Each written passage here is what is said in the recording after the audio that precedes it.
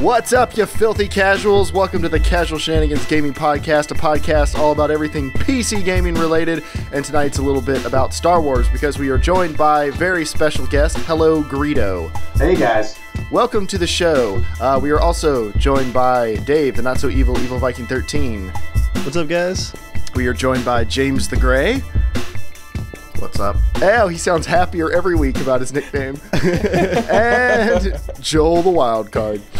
Hello, everyone. All right, and of course, I'm one of your hosts, Germ Gaming. So tonight, HelloGreedo has a YouTube channel, not actually devoted to PC gaming, but he is a PC gamer, and he loves Star Wars, if you hadn't noticed by his Stormtrooper helmet.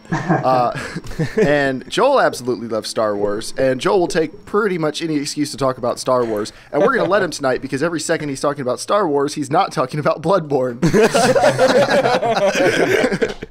Yes. It's kind of like when, when your child is like, please, I want to go to McDonald's. I want to go to McDonald's. I want to go to McDonald's. And finally you're like, fine. Here's a milkshake. Just shut up for the ride home. So true. But before we really get going, I have a public service announcement for everyone. You need to find your closest Radio Shack, go in there and buy some stuff, because Radio Shack has gone out of business, and reports all over the internet are confirming that people, really? like numerous Radio Shacks, they went bankrupt. And man. they're going to be officially closed within a couple weeks. But some stores are letting people like stuff a trash bag full of whatever they want for $10. Some stores are selling. Yeah, look, all the good stuff's gone. It's Radio Shack. It was never that good to start with. They sell PS4s? Dave, run over there right now. But yeah, so there's my loot bag. There's tons of cheap stuff. If your Radio Shack isn't already picked clean, you should go check it out. Because as someone who worked at Radio Shack for about a whole month, I can sufficiently say there's nothing there worth buying. But if you can get it for super, super cheap, maybe you can flip some HDMI cables on eBay or something. But yeah, go check it out. Also, moving on to Patreon, we have some new Patreon backers. So Joel is going to read. I see some weird notes you've written on the show notes here, and I'm not sure what that means. We thank you all for supporting us on Patreon. It makes numerous things possible on the show. It buys us better mics. It's buying us better lighting, which should be arriving shortly. Yeah. It paid for the Potato Matcher, which streams the podcast and other cool stuff, which you'll be hearing about later in the show. Actually, it's probably worth mentioning. This is probably the most feature-packed show we've had in a couple months. Like, we're actually cutting content pretty continuously. Yeah, I pull stuff out of the news for next time. But yeah, this is going to be a really awesome show. But thank you to everyone who supports us on Patreon. And now Joel is going to read your names in a weird voice because somehow that makes you all happy. And actually, Ben has made a special request, Joel. He'd like you to particularly comment on the amount he has chosen to pledge. Okay, I wasn't going to say because I didn't want to make that polar. I do care about what people think. Ben, you added 1 extra cent just so I could say your name again. If you just keep doing 1 cent each time, and on every podcast from now until whenever, it could be just 1 more cent. Ben. People get sick of you. They're like, stop donating. Then we can set up another Patreon tier to get Ben to stop donating. Ben, your check's in the mail. Well, I appreciate it. I appreciate your extra 1 cent. That's getting ever closer to Dave's PS4. That's not a Patreon perk, but not at all true. It's my perk. Can I have just a Joel perk that's like really down far on the list? I want that. Okay. For $10,000, we will give Joel a 30-minute section in every podcast to talk about literally whatever he wants. I will mute Twitch. I will go do something else for a couple of minutes. I don't care if I come back and Joel's completely naked playing a banjo. That's totally fine because we're getting paid. For $20,000, we'll actually pass a state law that legally prohibits Joel from playing Bloodborne for 1 year. Oh, yeah, Joel, how much money would we have to raise for you not to buy Bloodborne, ever? Are we ever? Oh, gosh. There's an amount. Don't pretend like there's not an amount. It would have... There's a number. There's a number. There's always a number. Come on, Joel. To be realistic, I guess 500. Wow, that's lower than I thought it was. All right. That'd be 1,000. That's a lot of money. What about Fallout per game? That would be like probably 2,000. 2,000. This is a fun game. I would save up. The thing is, I would save up for like 2 years to buy Fallout. Pay the $2,000. I would have a Kickstarter. Give me money for Fallout. All right, so let me move on to this the next pledge. person. Okay. Yeah. We got Well, hello there, Jamie. Appreciate you donating money for our Patreon thing. We're gonna make sure we give you lots of good content and do lots of really cool things. So appreciate it there, Jamie. All right, we're gonna have a quiz show right now. How many different accents was Joel trying to do? What was that? What kind of accent was that? Okay. I call that the Jax Teller. Okay, first I don't practice it because I want it to be crazy. But I was trying to go for the wise guy, eh? And then it kind of went into like Wisconsin. My favorite part of Joel reading these names out loud is watching James' horrified face as he changes accents. That's my favorite part. And last but not least, Thomas up this pledge. He apparently likes our podcast enough to pay us more money. We appreciate you. Yeah, that's all right. And now Joel will sit quietly. Carnival worker. Yeah. What was that? We're gonna do a really great show for you today. As usual, welcome to the train wreck, everybody. We begin the podcast as we always do by talking to our special guest. Hi, hello, Greedo. How you guys doing? All right, for anyone who doesn't know what Greedo is, who is Greedo? In the movies? Yeah, like for anyone, let's say someone tuned in and isn't a massive Star Wars fan. He's the green alien that confronts Han Solo in the cantina, and Han Solo shoots him dead first. Ooh, all right. Answer the question right there. Yeah, there's a little. I mean, we'll just avoid that controversy for tonight. But Joel, that I've never heard you actually. That isn't historically his first appearance. All right, old person. What's his first appearance? Phantom Menace. Phantom Menace? Yeah. Oh. Wait, no. I think it's just another one. I don't think it actually. Are you sure? Yeah. It's kind of racist. I think he called him James. They all look the same. Yeah. And also apologizing to everyone. The audio quality on Skype seems to be actually worse than normal tonight. So it's really bad. Yeah. Yeah, nothing we can do about that. So hello, Greedo. What do you do on your YouTube channel? Because you don't play games, so why do we have you on here? Just a little bit of everything. I do parody reviews. I just talk about news that's coming out about the new movies. That's pretty much about it. Got a good little community going. It's growing every day. I love it, man. So much fun. What did you do on your channel before the new movies were announced? Were you doing like just community news about the older movies, or the? I was bitching about the changes made to the special edition. I was pretty. So I think I'm up to number 6 in that series. So.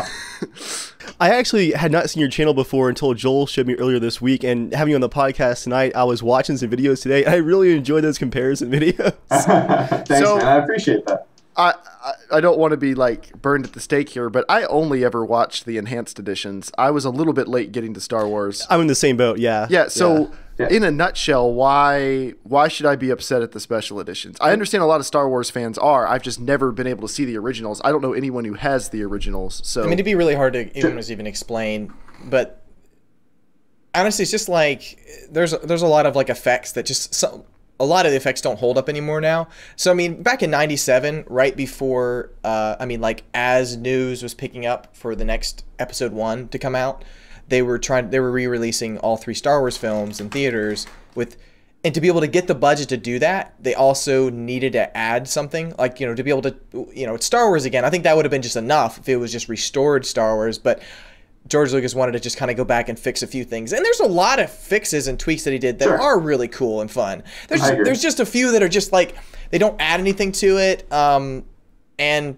yeah, like it's just, it for anyone who's watched him and grown up on him, it's just kind of like, oh, that's weird. Like, that's like my favorite shot. I love that scene. And it's different to be different, basically. Yeah. There is, to me, there's so much cringe worthiness in the Return of the Jedi, the music scene. Yes. Where they added the CG character on top of all the, animatronics. In Jabba's palace. Yep. It's like a Disney production. It's weird. Well, how ironic. Yeah, how do you feel about the Disney acquisition? Is that a really good thing for Star Wars? I thought it was a really good thing. Yeah, me too. Good. Yeah, okay, why is it good? It's out of George Lucas's hands. It's in people's hands that know what made Star Wars great. Amen. I think it's in the best hands it could be in. And the interesting thing is, I grew up for a long period of time. I thought George Lucas directed all 3 original Star Wars films. He only did the first one. Sure.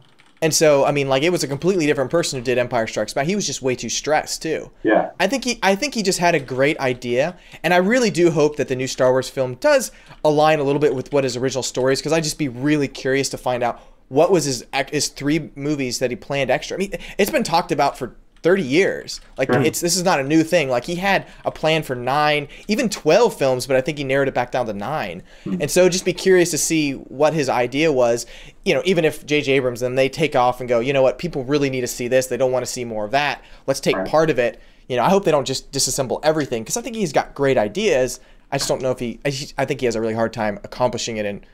And I think for the prequels, he had so much money and he owned everything this time around. He got to say whatever he wanted to say. Right. Yeah. Which is awesome, probably, as a filmer, to have total control. Sure, but I think in that case, he needed to have a slight, bounce off. He needed some no man, not just the yes man. Pretty much, M. Night Shyamalan needs to have that now. Shouldn't be loud anywhere near a camera now. Yeah, he needs Disney to buy all his properties. Like, I heard you guys talking about Battlefront. Yes. I don't want to jump around. No, go for it. Dude, I'm so excited. I'm gonna make my own server and have the community play around. But man, I'm so pumped for it. Now, are you a Battlefield fan or just original Battlefront fan? I play Battlefield 4 quite a bit with my buddies. Haven't in a few months, but yeah, we're really big into Insurgency right now. Yeah, us too. Yeah, it's fun, man. Yeah, Insurgency is really awesome. For me, it's like Counter-Strike, but a little more accessible for people who haven't been playing Counter-Strike for 10 years. Exactly. Yep. And it has iron sights too. Like, I get that, Counter-Strike's this very competitive, very stylized game with like a very unique set of like how they have it set up. Like, everyone's used to the Counter-Strike way of doing things, but for me, coming from like ARMA and DayZ and Battlefield, like the lack of iron sights in Counter-Strike just drives me crazy. Yeah. Counter-Strike has always been a game I just always went back to. Every single time I'd always go back to it, but now I feel like Insurgency has kind of taken it over, and I don't know. But now, so with Battlefront, it's been a long time since we had a Battlefront game, and there's a lot of rumors or hype or speculation or whatever else that it's pretty much going to be Battlefield 4 ported into the Star Wars universe. Would you want that, or do you want it to be significantly different? That's kind of exactly what I want. Now, which Battlefield? Battlefield 3 ported it, or Battlefield 4? Yeah, either way. Just really the game. I don't want a third-person Battlefield. I mean Battlefront anymore. I want boots on the ground. I want first person. I don't know. That's just me. Now, and we might know this already. I don't know this already though. Are they bringing back like all the or some of the original? Well, we don't know anything about it, do we? We don't know if they're bringing back some of the original worlds from the first 2 Battlefronts or maps or anything. I heard rumors that they're going to have 2 maps of The Force Awakens. That makes sense. Yeah, there's rumor that they've been to the set and they've done big like scans on the new X-wings and all that kind of stuff. So nice. I'm gonna probably love it just because it's Star Wars. Right. Joel's got his blinders on. I kind of actually do hope they add third person for at least some of the Jedi stuff. Like, I really hope they bring that back as a perk. Just because I think, first person is great at a lot of things, but there's some things you can't experience in first person. Like if that new Star Wars game that was supposed to come out, that I forget it was called 18 or 13. It was kind of like a 13. Yeah. I really enjoy some cover mechanics in some games, because it's like, when you're in first person, you're not seeing your character's body, like what it's doing. Like, I think it'd be really cool to see that, like covering behind something, like shooting the gun over. You can't really do that kind of stuff in first person as well. Sure. Especially with Jedi. But I think it'd be awesome if you switch to Jedi and it's third person and you're just, ranking up kills and stuff, and then you go back to the Stormtroopers or whatever. I can see that. But either way, I think it's going to be cool. So if they don't just screw it up with their, it'd be really disorienting doing flippy dudes in first person as a Jedi. So. Yeah. Oh gosh. It's like Far Cry 4. Like, Far Cry 4 had a really great first-person experience, but after a while, some of the more intense first-person animations, like landing with your parachute on the ground, like got really, really jarring. About the 100th time that you hit the ground and your first-person camera went all nuts as your feet hit the ground. So, Greedo, you obviously know more Star Wars lore than probably the rest of us. One of the common complaints leveled against the Battlefield franchise, and I'm not just saying it because it's one of my common complaints, but it's a pretty popular one, is that there's way too many attachments and guns and perks, and like the game is dying under the weight of all its features. I feel that way about Counter-Strike.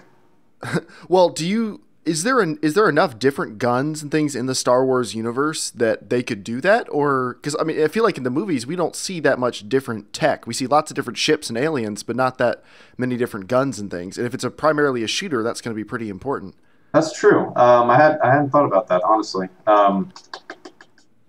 I'd say there's quite a lot. There's tons of different kind of like stormtrooper type blasters, and if they do different eras, you know, you're gonna have all sorts. So you're gonna have like Han Solo's blaster, but then if they do any of the prequels, which I'd be okay with if they had some, because some of the battles in the prequels are pretty awesome. So you can still have some good fighting. Oh, that's so cool. DL-44, baby. I don't know what that is. But I mean, I think you could have like little perks to like a blaster to shoot like a rapid burst or something like that. I think there's a lot. There's tons of different grenades. I know that. There's like plasma grenades, the EMP type ones, the little blue ones, whatever. I forget what they used to be called. But yeah, it's gonna be good. I hope they finally get some of the cooler robots and stuff. Like if the engines progress enough, they can really be that cool, especially with Battlefield's destructibility and particle effects and everything. Ooh. Like, what are the name of the robots that turn into the wheel and spin along the ground and then turn into a turret from Episode 1? You know what I'm talking about? Yeah. The droid car? The droids, yeah. Those I felt like were a really missed opportunity in the first Battlefront game because like the engine just wasn't that great, and it never felt quite as awesome as they did in the movies. I mean, pretty much all the robotic stuff never felt quite as awesome as it did in the movies. So if they could bring some of that intensity that Battlefield has, I think is going to probably be the best part of the game though. What? Is when the music punches in. Like, you know what I mean? Like seriously, if we're going to be on a speeder bike flying through like an Endor looking forest, you're going to be like, all right, I'm happy. That's all Joel needs to see at E3 is he just needs the lights to dim and hear the music. Yeah. Well, actually, that's all they showed like last year was like a 3-second clip. And Joel's give it to him again. He'll be happy. No, it was 2 years ago, wasn't it? I think it was 2 years ago. The first one was 2 years ago. Yeah, I think. With the AT-AT walking and yeah. I think it was 2 years ago. That was a cool CGI intro though. But it was. So Joel and Greedo, what do you guys want to see this year at E3? Presumably we're going to see something at E3 this year because Hardline's coming out in just a month or so. So EA doesn't have a big shooter for this fall unless it's Battlefront. Non-stop Battlefield Hardline premium trailers. Joel would be so pissed. Yes, I would.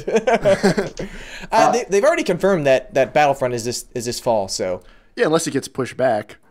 Yeah, unless it gets pushed back. But it doesn't matter if it's going to push back or not. It'll be at E3. Like. Because they always show stuff at E3, so I doubt if they show another Battlefield, they know they're screwed. They can't do that right now. So it's going to have to be Battlefront. Unless it's some brand new IP they're going to do, which would completely... That would be so stupid to do that. Can I throw in my 2 cents? Yes. I want to see Knights of the Old Republic 3. Oh, yeah. I should probably play those games. You probably should. I know. I installed Knights of the Old Republic and tried to turn it on. I could not get it running at a resolution that would work on my screen. As your 4K? Yeah, before it was like a tiny little bubble. Like this big. Yeah, it wouldn't scale up to meet my screen even at a lower resolution. It just wouldn't work. Look up online. I think it's called widescreen. Something like there's like a PC. I saw some hacks to try to get it to work. I just wasn't I could run it at 1440p. Okay. So I mean, honestly, maybe that's high. It would probably be easier to download a PlayStation 2 emulator and just like scale it with that because I've done the scaling on that. I've run stuff at 4K PlayStation 2 games. With an Xbox controller, that would probably be easier at this point. Well, they had it on the original Xbox. Was it not on the original PlayStation 2? Oh well.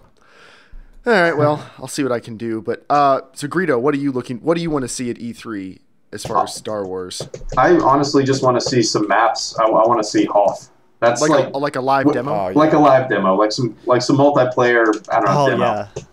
I actually had to meet Dennis Brandval, who worked on Battlefield 4 in London at the Battlefield 4 Showdown, and he had just gotten moved to the actual Star Wars like level design team, and he had to keep catching himself because he was honestly like the look in his eyes. He was so excited to be working on that project, and even in 2013, they were already like way into the level design cycle.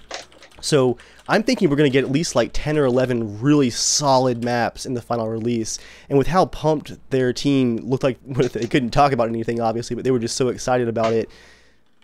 I'm still hopeful for Battlefront. I think I really am. So are you worried that we're going to get like 10 or 11 solid maps and then there's going to be 4 or 5 DLCs that come out? No, that just seems to be the amount of maps that we're seeing in the larger releases these days. I mean, they're bigger maps with destruction and stuff like that, so that's a pretty good number. Plus, I guarantee we're going to see Battlefront Premium. It's going to happen. I'm sure they're going to do it. Honestly, I'm fine with just the maps they came out with. If I really enjoyed Battlefield 4, I would have been fine on all those maps for forever. I mean, like, because to me, all the maps that come out are not really that different. It's like, yay, new lighting, and like, it's not that different. Yeah, after a while, there's not. But honestly, for Star Wars, difference. though, what I've been reading is that the environments they're trying to do is that each map represents different type of gameplay, and that's what Battlefront does really well. Like when the second one came out, like there's just one that's just straight up ground battles with like, you know, AT-ATs and all that kind of stuff, like Ewok type stuff. You know what I mean? Like you have certain style. It's not gonna be ships and everything else, and then you have a different type battle. It just has a completely different feel, like it's inside of a temple or whatever, and you know. So I hope they do that. So it's like Endor is. You expect to be on a speeder bike whizzing through trees. Yeah. You know what I mean? And the traps. I hope they add like this. I do want Levolution. I want those little like the Ewok things, like the little the logs to roll down. But like Battlefield Vietnam style though, not like Yeah. Battlefield 4. Battlefield Vietnam style, where like the traps you could like reset them and stuff. And it wasn't completely like, you know, one giant canned antenna falls once and that's the whole evolution and it makes the levels smoky. Like, have tons of little stuff you can change, like traps and stuff like that. Did you guys see, a little off topic, that Mythbusters episode where they checked when the Ewoks swung those logs down into is the ATST? Is that the small one's called? Mm-hmm. Yeah. Yeah, they calculated, like they figured out you could swing logs of that weight down. They destroyed a armored truck.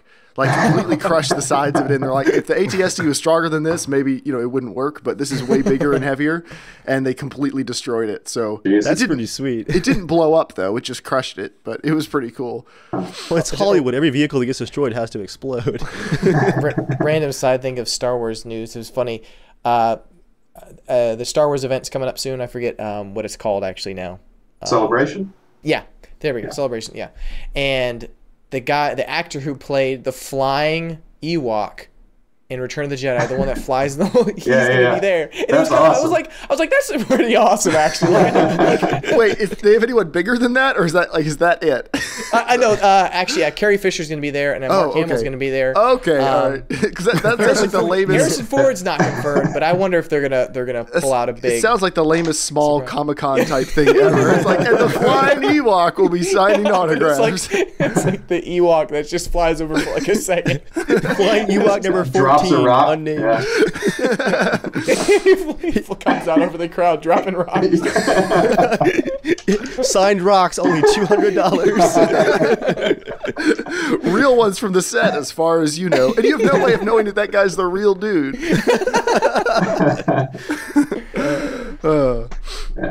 So, Greedo, we touched on this before, but about the edited Star Wars, we're going all over the place here. The edited Star Wars movies, do you think the new ones are inferior to the originals? Or The prequels? Are they... no. Do you believe that the edited versions... Oh, not the special. Yeah, I whatever mean, they're they're called. not inferior. They change a lot of.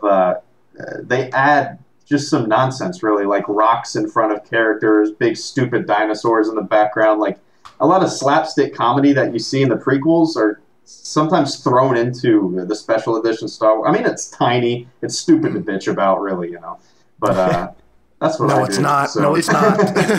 Basically, it's hey, look what we can do with computers these days. Right, Like exactly. everything was in the late 90s. Well, it's like, I mean, I remember just, 97, like, I mean, seeing A New Hope with some of the newer speeder, like bikes, or sorry, the Luke speeder coming into, like, Mos Eisley, like some of the news. I remember being so wowed by it at the time, but they just don't hold up very well now because it's like, it doesn't match with anything else in the film. Right. So the stuff that was awesome is like them enhancing the lightsabers so they look clear and blue, like they wanted them to look like it. Right. Except, The X-Wing dogfights. Yeah, why is there some lightsabers in the movie still that like it goes really nice, bright core white lightsabers, and the next shot will be like dim and they're terrible looking.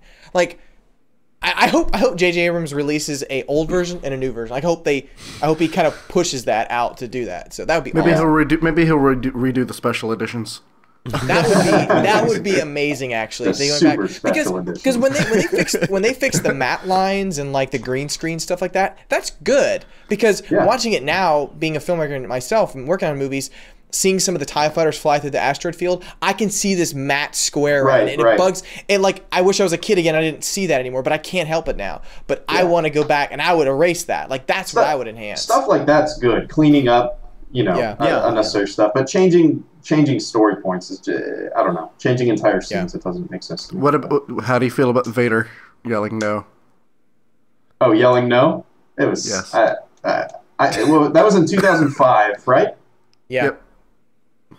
I laughed. Wait, what is Vader yelling no? What is that about? Return of the Jedi. They added the no. Yeah. Like at their end of Revenge of the Sith to the Return of the Jedi. Like when Luke is like getting zapped by the Emperor. Oh, why is that a big deal? It sounds so cheesy, stupid. And it's a reused audio clip from the movie. It's not even like a new like I wish they just added an arg or like just a real They could have just done the Wilhelm scream.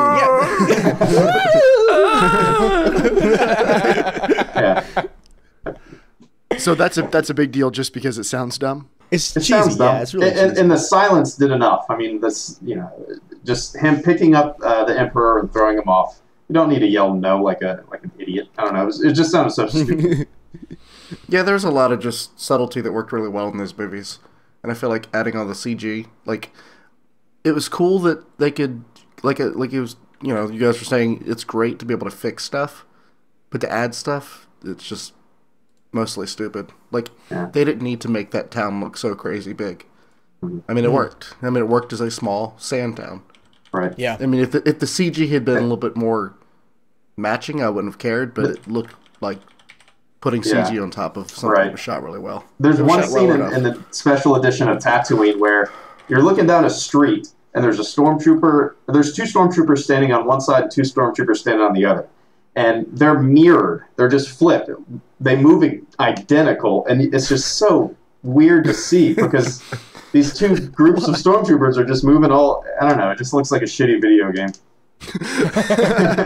It's like a full motion video intro for like Red Alert 2 or something. That's a low water mark right there. The Sarlacc pit monster, like I remember seeing that. It was like it was cool to see. Like I enjoyed a lot of the enhancements just because it was like seeing Star Wars, and Star Wars is always known for like big set pieces and crazy cool stuff. So it was always fun to see like what are they doing next. They're kind of like I don't know, like they always come out with new technology for stuff.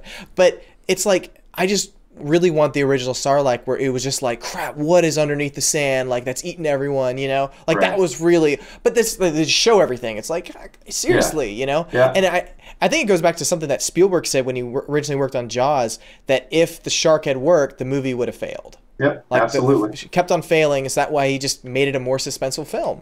And so I think less is more. So yeah. It can. I mean, it depends on the movie, but yeah, when it comes to horror or suspense or anything like that, I think definitely less is more. Like all the great horror movies have had very little of the monster and a whole lot of the people panicking. Yeah. But yeah, so Greedo, is there anything else big coming up in Star Wars other than the movies? Like for the people like me who don't know a ton about or who don't follow Star Wars super closely, I imagine this year is a lot more exciting to be a Star Wars fan than the last couple. Yeah, I'm honestly avoiding all the news websites because all the spoilers that have come out, I just don't want to. I don't want it to be ruined. I want to go into the movie theater blind, Oh yeah, for sure. I've just been avoiding. I used to put up a ton of news videos, and I don't put up any of that anymore, just because I don't want to spoil anything for anybody else, Nice. But and when are we looking at for release now? December 18th, 2015. December 18th. Right? Okay, cool. Or December 15th. I'm the worst Star Wars fan ever. I don't know. You own a helmet. I don't think any of the rest of us. Joel, I noticed. I do have a Darth Vader helmet. Oh, all right. Wait, what? Really? Do any of you guys have a Jar Jar Binks? No, I didn't say real. Oh, that grin. Okay, yeah, you are the worst Star Wars fan. Yeah. Just seeing that toothy grin makes me angry. Did whoever sold that to you glare at Actually, you? I'll be right back. Did they put your name on a list? Dude. Jeremiah, we actually have a user question from the chat. Okay. Go ahead, Joel, if you have something to say first. I was just going to say, Dave and our friend Pico, we always chat at work saying, like just like, could you imagine if the Star Wars like comes out, the titles and everything, camera pans down. Naboo, the Gungans, like the first thing, a Gungan Jedi, like, I mean, the worst, like, you know what I mean? Okay, if I was J.J. Abrams, and like, what if they released a trailer, just kidding, but that would be the funniest thing to see, like, dude, all Gungans, like, we think we know what you guys really want. A 2-minute short before the movie that was Gungan centered, but it's like just a pre-movie short, just to be funny. It's a buddy cop film with Luke Skywalker and Jar Jar Binks. And then a nuke hits the planet 10 minutes in, and the movie starts for real, and everyone breathes a sigh of relief. Like all the sweaty fanboys in the theater. Everyone stops getting refunds in the lobby and comes back. They stop trying to burn the screen. Oh man, that would be so funny though. That'd be a great April Fool's trailer, because it would be April Fool's, so people would be like, "Well, it's probably a joke," but it would look so good that people would be like, "No, it's really happening." Greedo, did you know that there's actually, like, in comic books, there's a Gungan Jedi? I did not know that. No. I'm so sorry for telling you. My friend told me that, and literally it ruined my day. I was like, "Are you kidding me?" So I'm so thankful for all the like canons. So like, screw that. It's all going in the trash. All right, I'm gonna look up his name, Gungan Jedi. Let's see. Just do it. It'll make you feel sad. Well, there's probably every crummy. I think it's a Gungan Sith too. It's not even a Jedi. Oh my god, a Gungan Sith. Yeah, like could you hear like a dark? It's like, Lisa gonna kill you. Join the dark put the lightsaber away. Do you think there'll be Gungans in the new movie? Oh, hell no. No. No. If they're smart, he would be the dumbest person in the world. Yeah. Wouldn't it be great if Jake Lloyd had a part is just like a street urchin or something? What? He's got to get paid somehow. He's not making money anymore. He's been in school for like 9 years or something like that. We're talking about Jake Lloyd and how excited we are that he's going to have a part in the new movie, James. Oh. He doesn't. Are you an angel? James, what do you have in your hands? Yes! I heard this. Nice. Stop waving your lightsaber at the screen, James. There are children here. Dude, I'm getting one of those for the premiere. It's going to be fun. If your lightsaber lasts more than 4 hours. There were when we went to see the Dark Knight. On my friends. We went and saw the Dark Knight Rises in a theater for midnight, and there were 2 guys who came and brought lightsabers and had like a mock duel in the front of the theater waiting for the movie. Like, and they didn't appear to know each other. Like, it seemed like 2 random dudes showed up with lightsabers and like, well, got a battle. Me and my cousin, we waited for like 12 hours in the morning to get tickets a long time ago when episode 1 came out. Right? Or no, episode 2 actually. And we You waited 12 hours to get tickets for episode 2? It was Star Wars at the time. You don't even just shut up. I saw episode 3 at midnight, so I can't say anything either. Episode 3 is my favorite. We were actually just waiting 12 hours to get the tickets for the midnight showing that evening because there was no Fandango at that time, or at least we didn't have internet, so maybe we could have. But anyways, so we line up, and it was me, my cousin Levi, and we wait all this time. We go through the line. I order Star Wars tickets, and then Levi behind me goes, Could I have 2 tickets to? There was like a romantic comedy coming out that day. He's like, "Could I have 2 tickets?" And the lady's like, "Are you serious?" He's like, "Nah, I'm just kidding. I want Star Wars." She was like freaking out, like, "You waited 12 hours just to go see this like comedy movie?" It was really funny. Dave, what was the question? What question? Oh, Dave. Yeah. There's a question. From chat. Midori Prism would like to know Greedo's thoughts on the Adawan revisited versions of the original trilogy. That's a fan cut, I think, right? Yeah, it is. I haven't downloaded. I haven't seen him yet. Everybody keeps telling me to watch him. It's pretty much despecializing the specialized editions. That's pretty much what it is. So I need to get around to watching it. Doesn't it pretty much have no footage from episode 1? I think I've heard. Like they really, or is that a different? No, there's someone who suggests watching a different cut. I think like someone's cut them together with almost no episode 1 in it. It has like a few small scenes. Mm-hmm. The Adawan is episode 1, right? Or I thought it was a cut of the whole franchise. Maybe I'm wrong. What's his name? He was on. Gosh, what is the show now? I can't think of it. Whatever. He played the villain in the 3rd Spider-Man movie, Venom. Topher Grace. Yeah, Topher Grace. Yeah, he did it like a just a fan. Oh yeah, I remember. Apparently that. screened it just for his friends, but apparently it was really good. It just like summed up, So I think Phantom Menace could have been really, really amazing. I think it's totally fine to just find out, like, you know, that he was just a regular kid and everything. I just think, honestly, I think just a lot of the lines that said were the worst. I don't even think his acting was horrible. Working. I think it's just I love that line. It's working. But I think it's more of the lines don't match, and then Jar Jar, like, really it's just Jar Jar and dialogue was the worst. Yeah, and the dialogue. Everything else was actually pretty bad. Like, not even like the politics wasn't even horrible. It was still fascinating and stuff. Some of the voices were stupid. Yeah. Oh, the Nemoidian guys. Almost all the voices. Yeah. The Gungans. The you should know thinking. You should know. Boss. You don't understand it. Have you guys heard about this guy that wrote this insanely long article, The Ring Theory of Star Wars? No. Just look it up sometime. That's good radio right there. Well, I'm going to tell her. I'm just saying for you guys. Oh, okay. He basically talks about that the first 3 and the last 3 episodes are using an ancient storytelling technique called the ring theory. Like, just basically like starting at one end and it concludes and it starts at the finish. So he basically went through all the films and showed like how some things kind of mirror other shots and stuff like that. And I think I appreciate this guy wrote this so like he took a lot of effort to write this, but it's like you got to still remember that the people who make these films are human.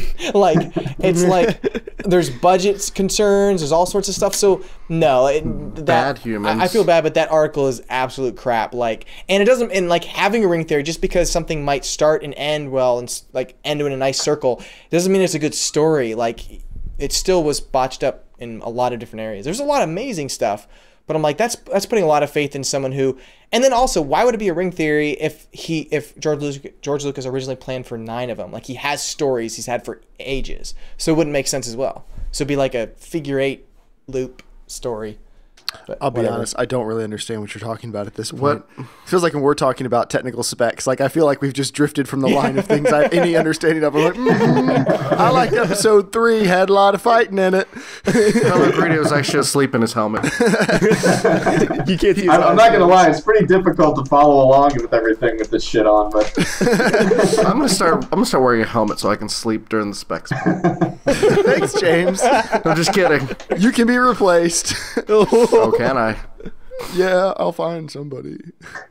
By James Good the luck White. finding someone as old as me. That's true. Just kidding. Yeah, we could have Picor on.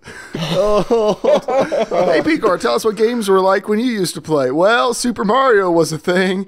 That was in development. Yeah, we're the same age. I know. But it's still a funny joke, James. James, you're old enough that you actually saw original Star Wars movies in the theater. I saw Return of the Jedi in the theater. I know, so I that's cool. I get to make fun of you for that just a little bit. You brought it up as a point of pride, though, originally. Was that 83? Yeah, that was 83, wasn't it? Man, wow, that would have been awesome. Papa James, what was the Cold War like? Did you fight the Russians? All right, Greedo, I direct messaged you a link on Twitter to a YouTube video that you will need for something coming up. okay. Just to let you know. But we have a short CSG servers update. Now, if you remember, about 3 weeks ago, we announced to you guys that we're using some Patreon money to rent an insurgency server for the next couple months. For 3 months, it was like $17, great deal, awesome, 8-slot server. And we were really excited about that. But as it turns out, an 8-slot insurgency server, which was not mentioned anywhere on the server rental page, means 8 slots, including the AI enemies. So 6 of us hopped in and we're playing, and we realized we're not really getting attacked a lot. And we noticed it was weird because we were doing really well. We were just plowing through the enemies because they were only respawning 2 at a time. So we've decided that it's not worth bumping the server up to the amount it would need to be to get like a lot of enemies. So Dave is going to look into what it would take to host a insurgency server on the Potato Masher, like we're hosting ARMA 3 at the moment. Yeah, but, I figure if I can set up an ARMA 3 server on the Potato Masher, I can set up anything. But while we're waiting on that, we are hosting now a Minecraft server on the Potato Masher. It'll be hosted from 5 p.m. to midnight Eastern Standard Time, pretty much all weeknights and weekends if I remember to turn it on. But we're not handing out the public address because you never know when you're going to just drive by people DDoSing the server or something like that. So if you guys want to play on the CSG Minecraft server with us, mostly with Debbie, but with the rest of us too, hop into Teamspeak. This is kind of something we want to do with ARMA 3 as well, because people always ask, how can we play with you guys in ARMA 3? How can we play with you guys in this, et cetera, et cetera. And we do community events as often as we can, but the reality of scheduling that stuff is pretty hard, and sometimes it's easier just to hop in and play with your friends, which is what we do. And now for running ARMA missions, we have a pretty solid group of some of you guys who hang out on the Teamspeak channel who play along with us, and that's really awesome. So if you want to play with us for Insurgency, for Minecraft, for ARMA 3, you should be hopping into the CSG Teamspeak channel and getting to know the people there, whether we're hanging out in there one evening or whether some of the other guys are. Some people in the community like Ultra Grunt, like Reese, like Ben, like Singularity. Like there's a lot of cool people who hang out in the Teamspeak channel and get to know people, get to know the community. And when we run ARMA missions, if you're around and you're available and your mod packs are ready to go, same thing with Minecraft, we'd love to have you. But since like we can't do big community events all the time, that's probably the best way to do it. And we get to know you guys a little bit better. So yeah, encourage everyone to come hang out in Teamspeak. I'm planning on, after the podcast tonight, hanging out and playing some Minecraft for a bit. So if anyone wants to come play Minecraft, make sure you're in Teamspeak around about 10 o'clock Eastern Standard Time. And we're going to work on getting an Insurgency server running. We're sorry that hosting the first one didn't work out. But Insurgency is a really fun game. And we're hoping to be able to play more of that soon. At least we got a funny story out of that. That was so sad. You guys were on that server for like a half an hour, and you just could not figure out why there were no enemies, and then it just all came crashing down. Like, wait, there's 2 slots for enemies that we're paying for. Perfect. Now, Greedo, when you guys play Insurgency, you and your crew, what mode do you like? Because we are all about checkpoint. We love checkpoint. We really hop around anything, honestly. Okay, you guys play a lot of the versus stuff too? Yeah. Okay. We don't play a ton of that just because we're not very good. No, not at all. Just like with Counter-Strike, most of the people playing online seem to be quite a lot better than us. But yeah, like before, like you played Insurgency, you play a lot of Battlefield. You also play DayZ and ARMA as well, right? Yeah, I played DayZ for a little bit, mostly Rust. We really were into Rust for big time. Nice. Are you still playing Rust, or are you waiting? No, I haven't tried it. Apparently, there's a lot of big updates. I haven't tried it since then. But have they moved any of those over to the stable, or is it all still experimental now? I don't know. I don't know either, honestly. It'd be worth checking into. I really enjoyed Rust for like a week. We were into it for months. I mean, yeah. I wanted it for months, and then I bought it right before all the hacking got really bad. So it was cool, and then it went away. But did you play DayZ standalone or DayZ experiment or mod? I played the mod mostly, and then I bought the standalone. For some reason, we just stopped playing. I don't know. I don't know why. Well, if you ever want to run some ARMA missions or anything with us, yeah, we'd love to have you. Definitely. We're real good. I'm gonna warn you. Yeah, when we log in, our patch actually says Filthy Casuals on it. We're pretty hardcore. Dave is insanely proud of his patch. But we have a new potato masher video. So if you guys, if you guys have the video queued up, what the potato masher is, if you guys don't know, it's our $356 computer we built in December of 2014. It's designed to compete against the PlayStation 4 for the duration of its life cycle, and showing that you can hopefully, for the next 5-6 years, you can get a comparable or superior experience to gaming on a PlayStation 4 with a PC. Not to mention all the other cool things a PC can do, but specifically we're looking at gaming. So we've tested quite a few games so far. We've got a real fun one for us. Now it's going to be Middle-earth, Shadow of Mordor. Now what we're going to be doing, we did this 2 weeks ago as well, is we're not going to play the version with all the narration. So if you want to see that version, go over to my YouTube channel. It also is in 60 FPS if you want to watch some of the 60 FPS sections. But we're just going to run this with the sound muted while we talk over it. So everyone ready to go? Yep.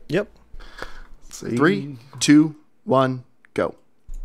Okay, so Shadow of Mordor is like a hack and slash, beat 'em up, whatever you want to call it, game set in Batman Mordor. with swords. But yeah, it's basically the newer Batman games with swords. But so on the PS4, it runs at 1080p, 30 FPS, and the Xbox One it's 900p, but we don't really care about the Xbox One.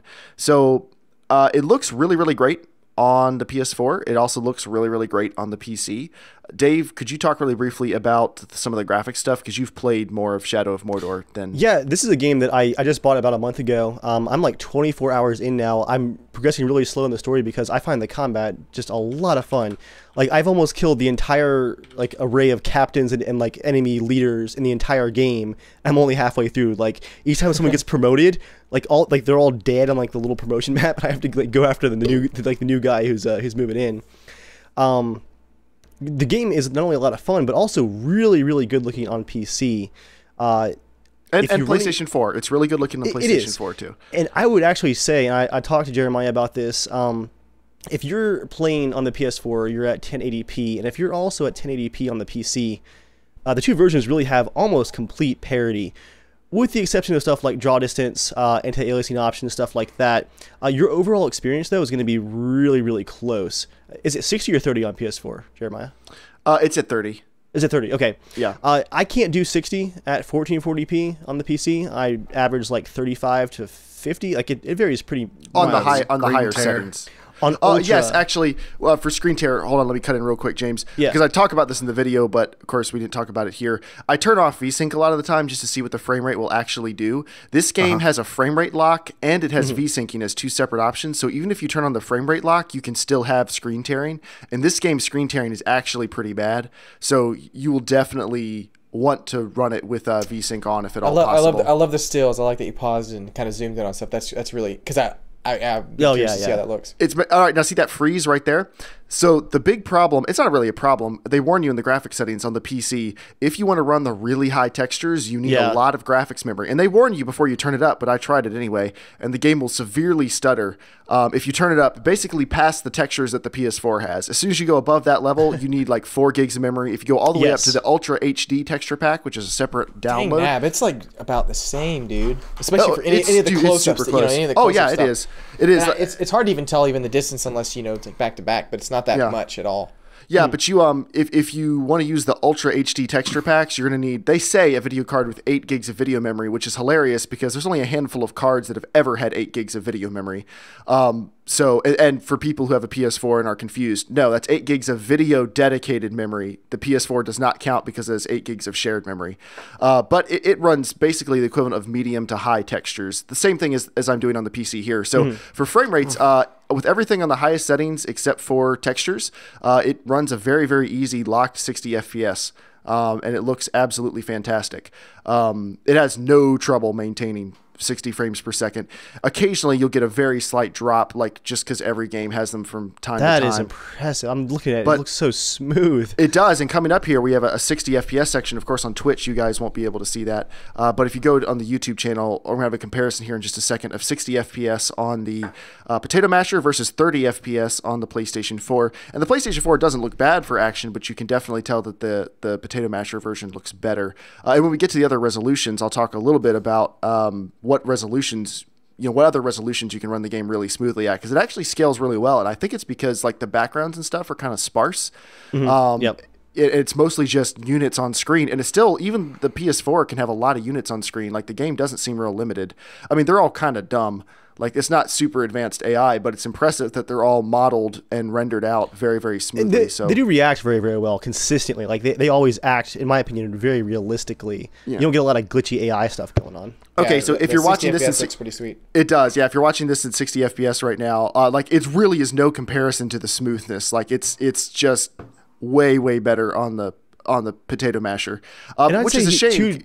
Jeremiah, even on my version, running from like 55 to 35, combat gets more difficult when it drops. Like if I'm at 45 or 50 consistently for a while during combat, like it does really feel different.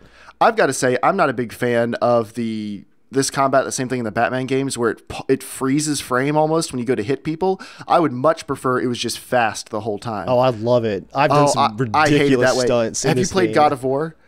I have not. No. God of War would be like this, but with like giant chain swords and everything's fast. Or like Ninja Gaiden would be like this, but everything's fast the whole time. Once you play a game that's just fast the whole time, it's like stressfully fun. It's really, really awesome. Did you play the Prince of Persia games? Yes. I like the combat in those too. The old Prince of Persia games before they got real dumbed down. Okay, so other resolutions. So 1080p is all well and good, but here's the game running. You said other resolution. It was funny. I was like, you said it right as it happened. Yeah, I know. That was actually on purpose. Here's the game running at 30 FPS locked at 1440p. It has no problem. This is on high, so this isn't on very high. Awesome. And this is where the PC version really starts to look better is when you go above 1080p. At 1080p, I would say the PS4 and the PC are so close, it's really not even worth talking about the difference. You mean like it looks better at 1440p on a 1080p monitor? A little bit. It looks way better on a 1440p screen, obviously. But yeah, it looks noticeably better at a 1080p monitor. But again, I mean, you're not talking about like a night and day difference. Yeah, because I mean, you're just adding a higher resolution, but it's on a bigger screen, so it's not actually enhancing anything. It's just no. The models and stuff look quite a bit better. I mean, there's a definite appreciable improvement, but it's unless you're playing on an actual high DPI display. At 1440p, it's not a massive difference. Now, here is 1440p. If you want to run at 60 FPS, you have to turn all the settings down to low. But it'll lock it at 60 FPS at 1440p, which is pretty impressive. Not true. I saw 61. Yeah, that's what I'm learning. Locked is a very, and then down to 59 there. Locked is a bit of a relative term, even for like watching Digital Foundry's PS4 things where they look at the frame rates. There's a lot of locked console games that also have like a 2 or 3 FPS wiggle room. All right, now if you want to play at 4K on very low, I'm getting like 35, 34 FPS, which is, still pretty good. And there is screen tearing in this. I had VSync turned off when I was testing this because I wanted to see just how high the frame rates could go. So I turned off frame rate lock, turned off VSync. But, it runs at 36 FPS. So I was like, well, what if we could turn the settings up a little bit and still run at 30 FPS? Because 60 is obviously not going to happen at 4K. That would be crazy on this system. So here it is running at medium. Now, I did lock the frame rate, but for some reason, it went it still moved all over the place for 4K. It only dipped below 30 very, very briefly right there. But yeah, so 4K, medium settings, 30 FPS. So pretty locked. So what would be your preferred graphics choice on the Potato Masher for this game? I would probably say 1440p. All right, now here, real quick, so this is the game running at 900p. Like if you bought an Xbox One, which is $150 more expensive than the Potato Masher when it was new. Yes, I was waiting for this. This is awesome. And now it costs about the same. So that's 900p. That's about how big it would be, relatively. Scaled up to. And then here's 1080. It'd be scaled up 1080p. Here's 1080p native. And there's 1440p. Yeah. Oh, okay, we're looking at 4K. Never mind. Sorry. Yeah. And then here's 4K, just to illustrate when a game's running at 4K. Pixels. Yeah, that's how many extra pixels it's pushing, and that's what makes it so impressive. So if you have a high DPI display, it looks gorgeous. Now, if you have a 1080p display, Joel, to answer your question, I think 1440p on this game is the best blend of performance and visual quality because the models definitely look better. Lighting looks better. Shadows, like anything that can scale up, definitely looks better. And because you can still run the game on high at 30 FPS, like if you were going to play it at 30 FPS, definitely play at 1440p. If you really want 60, I still think the game looks great on low. At 1440p, like it's still not a bad looking game on any setting. But you would go with the 1440p with. I think I would. Is it very high? Very high. I scale everything for the Potato Masher because games sometimes say high, sometimes say very high, sometimes say ultra. Very high is the equivalent of ultra. Like I just use the same naming convention and I adapt whatever the game says to what it means. The highest thing is always going to be very high on these games. Well, either way, whatever system you get it on, except for Xbox, maybe. Although 900p to 1080p is not that crazy of a difference. It's not a bad game. It's gonna run great on all the systems. So yeah, it definitely will. And I would still give the edge to the Potato Masher version because of all the extra frame rates and stuff you can do. Oh, Greedo dropped out of the call. Or I think as I do during. Can you guys hear me? Yeah. I'm so sorry. I was using my work computer to run Skype, and apparently my work computer's a piece of shit. So. Oh, that's okay. That's all right. No worries. And as I do every time I play one of these videos, I want to remind everyone that this computer costs $356. But if you really want to pixel peep and stuff, I've got the full download link for the 60 FPS 1080p render. There's a mega link in the video on my channel, which is going to be going live right after the podcast. So, go check that out if you really want to pixel peep at it. But like Joel said, even from looking at the lower res version I sent them, it's so close at 1080p. Like, it's ridiculously close. Yeah, and to make one more note on the textures, I actually was a bit brave and downloaded the 4 gig Ultra Textures pack from Steam for my 4 gig GTX 970. That was a mistake. On a mixture of very high and ultra settings, my graphics memory of the 4,096 megabytes available, at one point I saw the game hit 4,048 megabytes available.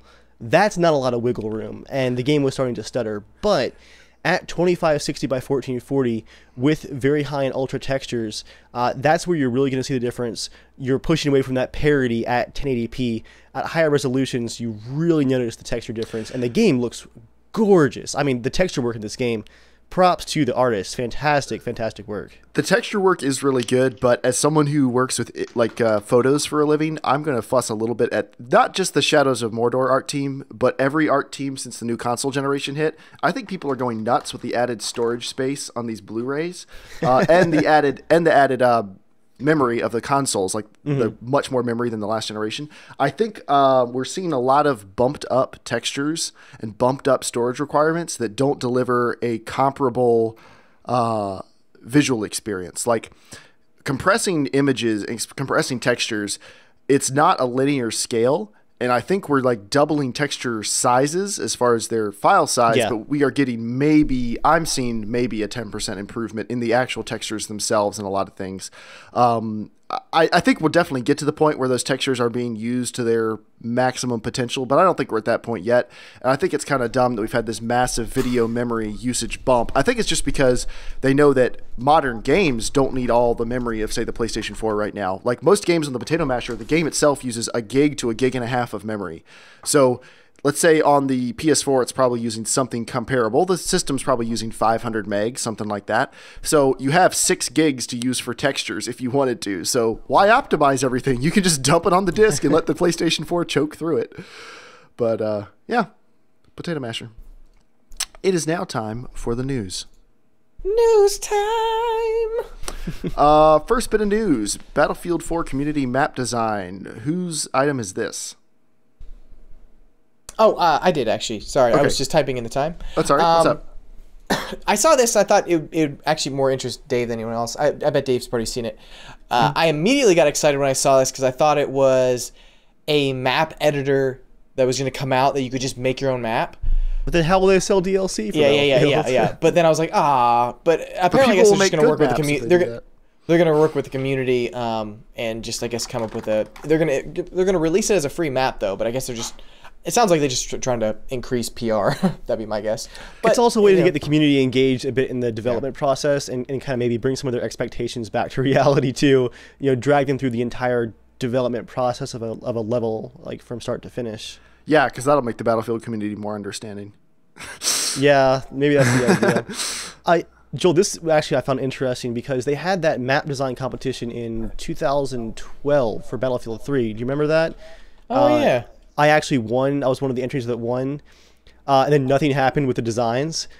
But in Battlefield 4, like probably 3 or 4 of the designs of some of the final Battlefield 4 maps had a lot of very similar elements. One of the YouTubers did a map that had like a collapsing dam in it. Battlefield 4 has that collapsing dam level. And then one of them had like an aircraft carrier fight that you could do.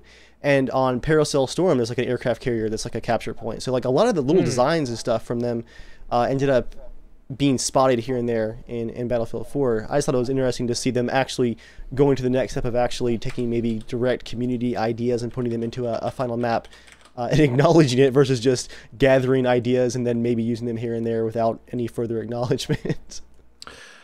That's interesting. That's cool. All right. It is now time to talk about Grand Theft Auto 5. Grand Theft Auto 5. It's time to talk about news again. No. My desk is too heavy to flip. Did. You were thinking that. All right. So Grand Theft Auto 5. Are you looking forward to playing this, Greedo, or are you not a big Grand Theft Auto guy? I'm not a big Grand Theft. I sold my Xbox 360 right after I bought the new Grand Theft Auto, and then I don't know. So you're probably not getting this on the PC? No. I saw it was released. I can't get into it. Oh, it's not out yet. Oh, really? On the PC, no. It's been pushed back quite a few times. It's now been pushed back again to April 14th. So, I must have saw a pre-order thing on Steam or something like that. Oh, yeah, you can definitely pre-order it on Steam right now. And actually, if you pre-ordered it as an apology, they're going to give you $200,000 extra in-game cash for GTA kidding. Online. Yeah, I mean, they've already given people a lot of in-game cash for GTA Online. But they apologized to PC gamers, and they said that the online heists, which were promised when the game, shortly after the game launched in fall of 2013, they are actually scheduled for March 10th now, which is only a couple weeks away. So I hope that's really good. The heist comes out before the game? Well, the heist, I mean, it'll be out on the PS4 and the Xbox One and stuff. Yeah, we can tell you how it's like, Dave. I guess the 360 and PS3 versions too. So what do you guys think about it being pushed back again? Really briefly, we'll just go in a circle here. Dave, what do you think about it being pushed back to March 14th? It's like I said earlier this week, when you delay a game that's 5 months out from launch, that's probably a good thing. It probably means you're refining stuff, bug fixing. Look at The Division, The Witcher, even Battlefield Hardline got pushed back 6 months. There's definitely some improvements since then. But when your game has approached its launch date like within 40 days twice now, and then you delay it like a month and a half, 2 months each time, that's concerning. If you get that close and then push it again and again, yeah, I'm a little bit worried. My guess is they're just testing multiplayer stuff, honestly. I think everything on the game probably works fine. It's probably just their online. Yeah, I think that it's Rockstar. A big pushback. It is. Well, but it's Rockstar. The normal rules don't apply to them. They know they can release it whenever they want, and people will fuss and complain and scream, and then they'll buy like 7 million copies. Oh, yeah. Can I be angry about this for a second? Sure. It's been delayed twice now, once from January, now once from March to April. And it is consistently, since it appeared on Steam in January, it's been the #1 selling game basically since then, the pre-order. People are still pre-ordering this thing. It's been delayed and delayed and delayed. That bothers me. Like, guys, just wait and see if it's actually going to be good. Because it's probably going to be good. No, I mean, if there's a safe bet, Rockstar's usually a pretty safe bet. But GTA 4 was terrible. Don't even say that. How many hours did you play that game? Don't even dare say, "Oh, it's such a crappy game." Or I played many hours on the PS3 and the PC at about 22 FPS on both systems. By the time I had it on PC, I played it at 60. So I was 60. No, you did, Joel. Yeah, no, you did. This computer. On this computer with a 6-core i7, 16 gigs of RAM, it was an Ultra. It was an Ultra. It's that time of the podcast where Dave lists his specs for everyone who doesn't remember. Joel is not on lower settings. On lower settings is what you're saying. Yeah, Joel. I said no. I didn't have it on Ultra. No way. On only high settings, I'm getting 42 FPS on my computer. I uninstalled it again. Like it's ridiculous. It's such a bad port. No, it ran just fine on mine. So maybe it's a good thing they're delaying. I think it's a good thing. Sorry, James, we skipped you. What do you think, James?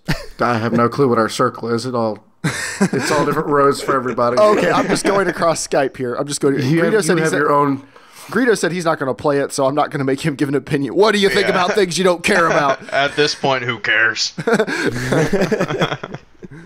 James, I mean, I don't care that it's delayed. It's not like I was like waiting. Mm-hmm. I mean, I already have it for the PS4. But I think it's a good thing if they keep from flubbing like GTA 4. Mm-hmm. I think it's worth it. Yeah, I think more importantly, I think definitely even more importantly, just the rest of the games that have come out in the last 6 months.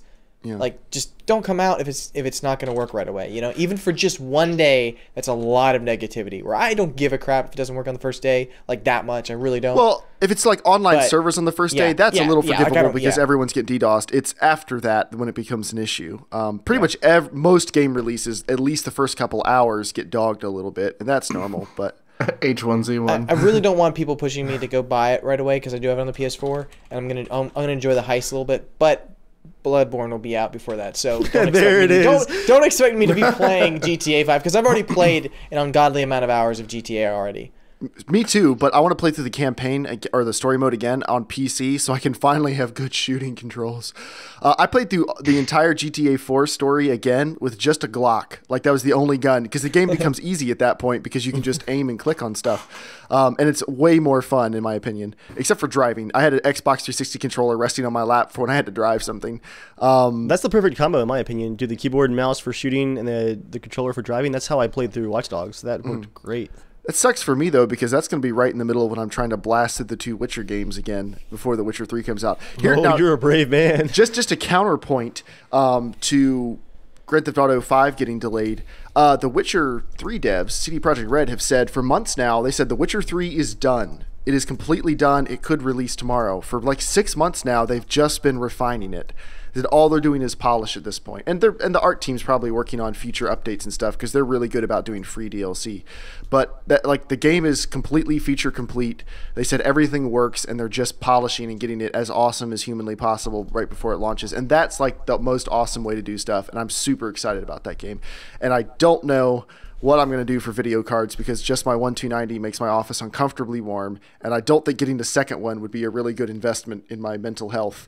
But I want to play this game at 4K on the highest settings. Like Jeremiah, just pay $1,200 for a couple of 980s. This is my Bloodborne, Joel. If that communicates like the level of, and I'm going to get Bloodborne, but this is my Bloodborne. Bloodborne's not my Bloodborne.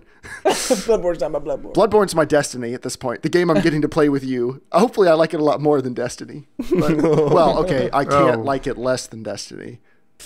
Ooh. Well, I could. I don't think I will. It is now time for the Potato Patch.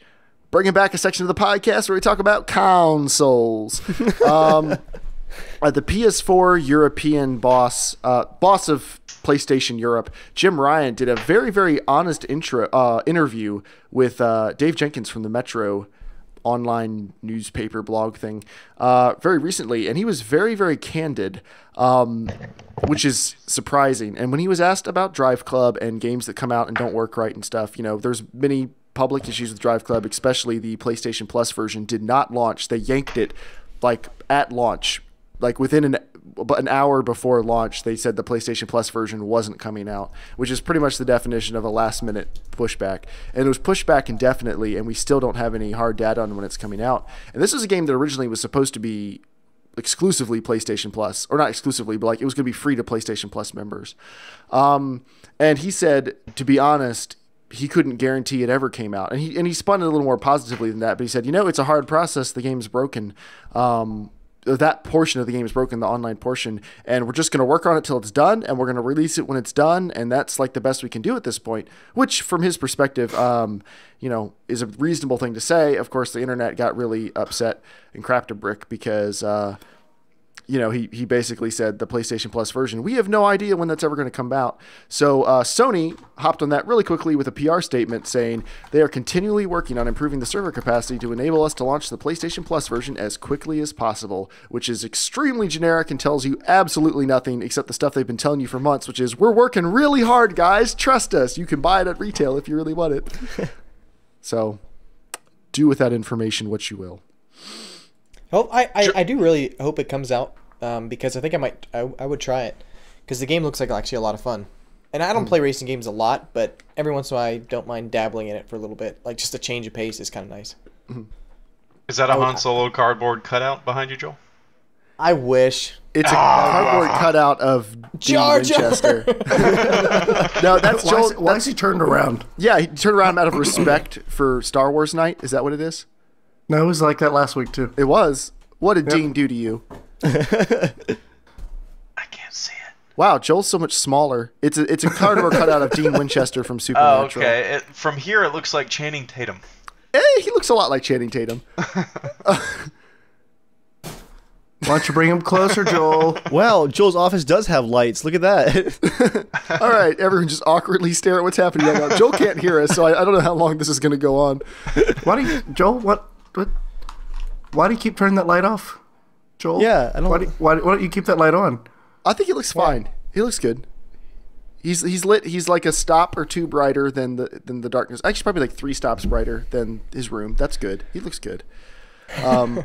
But Joel, I just wanted to let you know, my wife is plowing through Supernatural on Netflix, and she now has Dean set as the background on her phone. So, yeah. What season is she on? What season are you on? 6. Don't say that like I'm supposed to remember. Ask her what she thought of the 5 finale. What did you think of the 5 finale? It was crazy. It was all right. good. Thank you. Joy and I did watch like 3 episodes in a row, like a week ago. Okay. It was really good. We're not talking about Supernatural on the podcast. We're talking about. Don't tell me what I can't do. We're talking about the mail. You can write into the show casualshenanigans@gmail.com with questions, comments, suggestions, which we will ignore, and other things.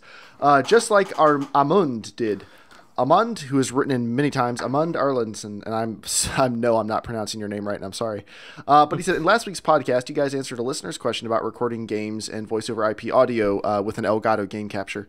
And while I don't doubt that your solution works, I think it was a bit too clunky. If I'm not mistaken, you can use virtual audio cables to do the very same thing. As the name says, it creates virtual audio lines or cables, which can be recorded separately, one track with Windows sound, aka game audio, and the other with only voice over IP audio. I won't explain it in detail, but Jack Frags makes a great guide on how to install and use it. And I'm going to forward this video to you. I forget the name of the person whose question we answered last week, but I'm going to send this to you, this email. But he includes all of the relevant information. And you're absolutely right, Amund. If you only have one computer, virtual audio cables can be a great way to do that, providing you can get it set up right. And Dave, I believe you've used that before, right? It didn't work great, yeah. Oh, okay. it was. I mean, it worked. It was complicated. The nice thing about manual cables is it'll pretty much work. If everything's plugged in, you're fine. But and it's that's the thing. It's like Joel unplugging his headphones constantly. Like the virtual audio cables worked fine, but for me, it was a real big hassle to like have to recheck everything every time I wanted to use it. Mm-hmm. Manual cables probably a lot simpler. Yeah. The manual cables are really easy for the podcast. So I don't know. Virtual audio cables could certainly be an easier way to do it. Definitely watch the video, make up your own mind, see what you think. All right, next person. Simon wrote in and said, "Hey CSG crew, Coop here. I've written it a few times before, and it's time for James to get his text fingers ready and Joel to glaze over because I'm after your opinion on a new computer build my brother's looking to purchase. James, get your phone out. I thought I was supposed to... Oh, never mind. We haven't set up the challenge yet. You didn't give it to me earlier. Oh, I'm sorry. I'm sending it to you right now. Yeah.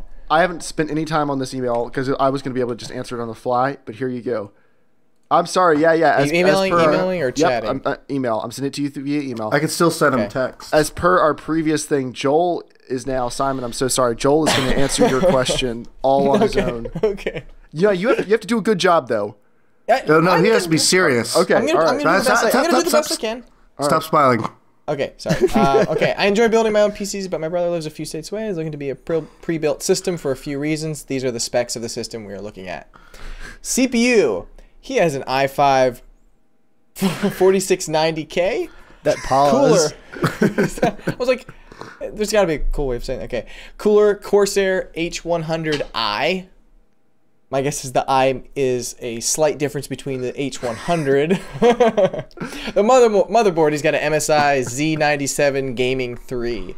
I feel like that is not actually a real thing. But graphics card, he's got an EVGA GeForce GTX 970 super clocked. Is the ACX 2.0 for wait, that's not RAM. What is that?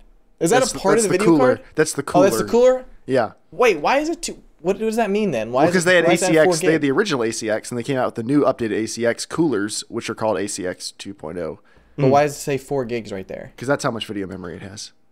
Oh, it's the cooler for the video card. Never mind. Yeah, cooler and then memory. Yeah. For some thing, I was thinking like cooler for the power supply. Yeah, it is weird because for, like EVGA, they're so proud of their cooling system that like it's part of the title of the graphics card. Mm-hmm. Okay. For memory, he's got Kingston HyperX Fury 8 gigs RAM. It's good because your gaming computer is going to last a little bit longer than the potato masher. Drive number 1 is the Samsung 850 Evo 250 gig. That's actually what I have. Actually, I believe so. I know I have a Samsung SSD, so maybe it might be different. You have an 840. 840? Okay. Yep. Yeah, it's probably a newer one then. So drive 2, a Seagate Barracuda 2 terabytes. Holy crap, dude. You can fit like a trillion things on there.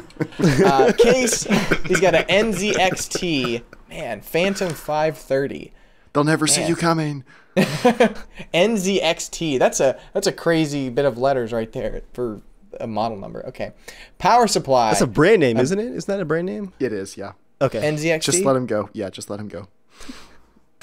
Wait. They've been around for like 20 years. Wait, isn't NZXT? I feel like I've seen NZXT like Red Bull type drinks. I have no idea if there's like a drink that looks like has the same kind of letters. Has like a weird orange arrow. Okay. Power supply. Idea. Be Quiet Pure Power 600 watt. Is it called Be Quiet? That's all. Yeah, that's here. Be quiet. Unless he's like, be quiet, power supply. 600 watts. Shut up. That's a company, and they're supposed to be pretty decent. And for monitors, he's got 2 Dell Ultra Sharp UT414H 24-inch IPS. So wait, the ultra sharp, is that like the 1440p one? Because I think that's they're 1080p. Ultra sharp is just their professional line of monitors. Okay. Then yeah, that's so I have the 1440p ultra sharp one. These are 1080p IPS 24-inch displays. That's really nice. Then no, I do actually have that one. I have that one as well because I have a 1080p and a 1440p. Gotcha. Yep, that's what he's got. The system will be used for a mix of gaming, Euro Truck. First in the email, Euro Truck. That's cool.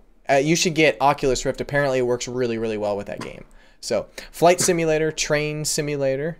Oh man, that's cool. GTA 5 and software for Uni like AutoCAD, MATLAB. For university, uni. Oh, for university. He's Australian. Okay. MATLAB, Wolfram Mathematica. That's cool. Adobe Illustrator and Office. And some of the questions he has are, is it enough processor for the AutoCAD, etc.? I was thinking of an extra 8 gig of RAM might be worthwhile for the AutoCAD. Gaming will be a single monitor. Will the 970 be okay? Okay, I would say for AutoCAD, like, I actually have used AutoCAD before. It's been a long time, so I haven't used any latest software of it. But I used to run Maya, Cinema 4D, and I only had 2 gigs. So I mean, it depends on how the software scales. But depending on what you're doing, if you're doing a like incredibly detailed AutoCAD stuff, I mean, I think 8 gig will be okay. It might get a little sluggish if you have really large projects, but I think you should be fine. I'm gonna vote for 16. I run into limits all the time on 8. You can RAM's easy. You can add 8 gigs later if you want to. Yeah. It's not a big deal to save it. The CPU though is fine. I mean, with AutoCAD, you're not gonna be doing like offline renders like from Cinema or 3ds Max. It's mostly working in the workspace itself, so the CPU is fine. Okay, Joel. Yeah. And then game will be a single monitor. Will the 970 be okay? My computer, I've got an i7. I had 4 gigs of RAM for quite a while, and I had the 560. No, I didn't have the Intel i7 while I had the 560. I didn't have that. You had a quad core. I had a quad core, and that actually ran pretty well for most games. So your system here, I think you'll be fine. Like, I think the CPU is going to last for a little while, but I think you could possibly have some problems in a year and a half from now, I'd say, with that processor, because I think games are going to really start pushing that next year, in a year and a half. I'm giving my opinions. That's fine. Dave and I will follow up. Dave and I will follow up. Your large, monstrous face at me. All right, it's like keep the going. wind just goes every time you turn. I think you'll be fine for a good year and a half on high, but you might have a trouble after that. What do you think of the monitors? They're in the upper limit of his monitor budget. I think I have one of those monitors. I love it. They're really clear. They're really sharp looking. And you're gaming at 1080p. You're gonna be fine. I think 1440p might run a little problem, but the 970 should be just fine. Yeah. Okay. Says he's looking to spend $2,500 to $3,000. Whoa. That's Australian. Australian. Oh yeah.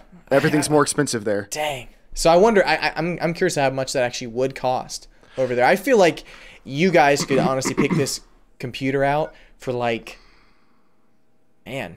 This is like a $1,500. It's a $1,500 computer, not excluding the with one monitor and everything. Yeah. Yeah. I mean, okay. Excluding the monitors, it wouldn't be that pricey of a system, I think.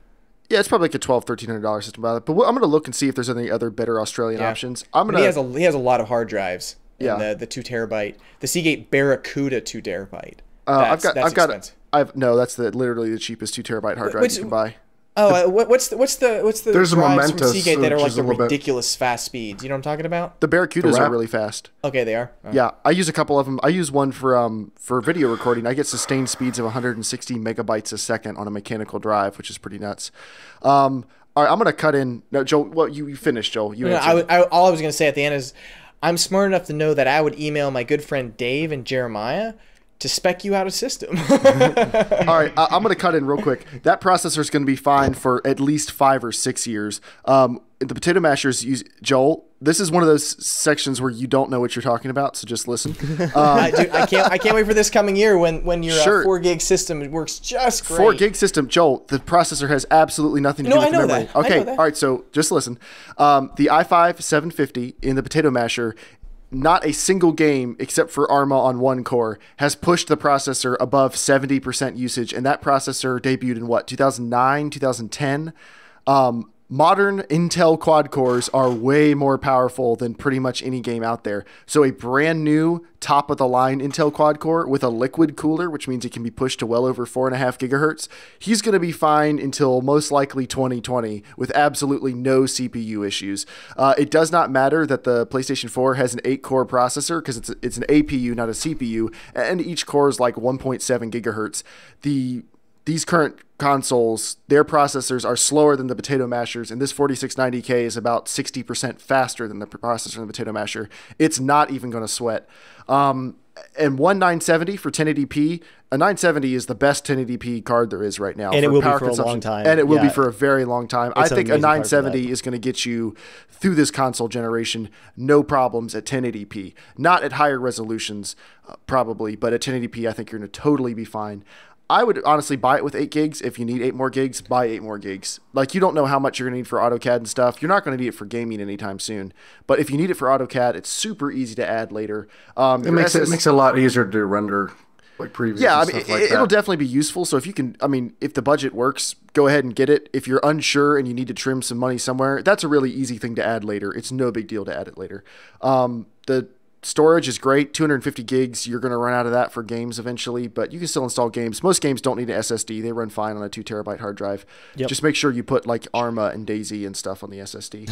And then the two monitors, those are fantastic monitors, but in the US, those are currently selling for $300 a piece. And $300 a piece for a 1080p IPS is not worth it. No. Because I have my Dell 23-inch 1080p IPS was 170. I got mine on sale for 130. And Can I pipe in for one thing with the monitor? Yeah. Only because I know you guys try to find cheaper, monitors with maybe the same screen style.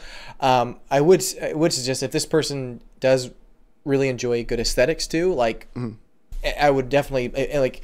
It might be still a similar cost because I mean my Dell. I mean like I had a really nice monitor before these two Dells. The screen was fine. Like it was. I mean it wasn't IPS, but it was good for what it was. But I hated the bezel. Like I hated it. It was thick. It was just a clunky screen, and it didn't have really good like move your head back and forth, and it just looked odd.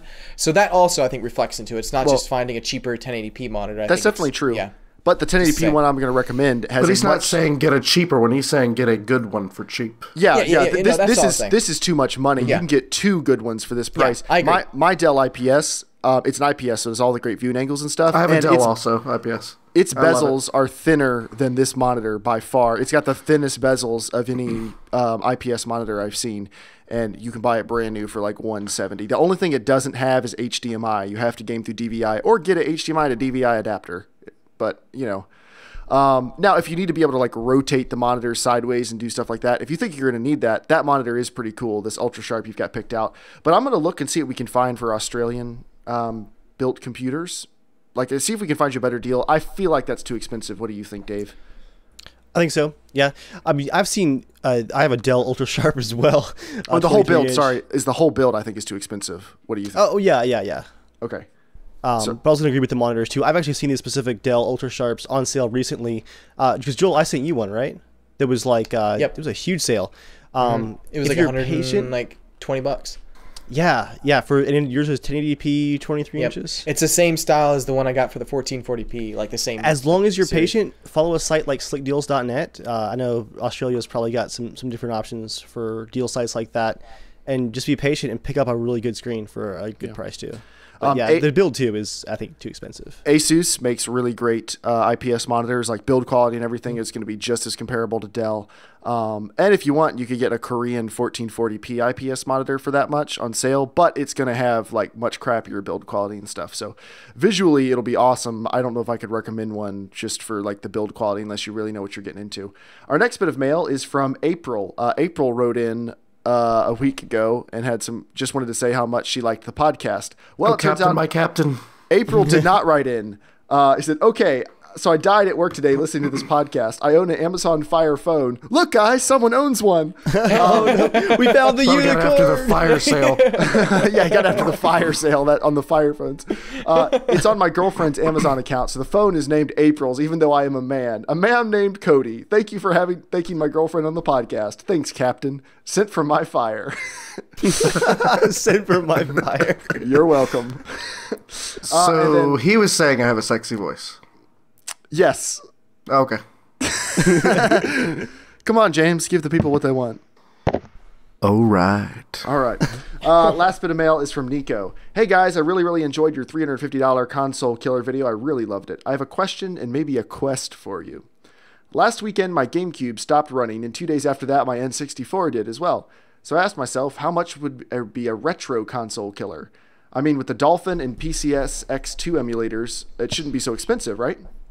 If you really enjoyed this thought and want to respond, here are the requirements. It has to run Dolphin and PCS X2 smoothly. It has to fit into TV furniture, and it needs to have 4-player mode. Nothing else, just the emulation of retro consoles.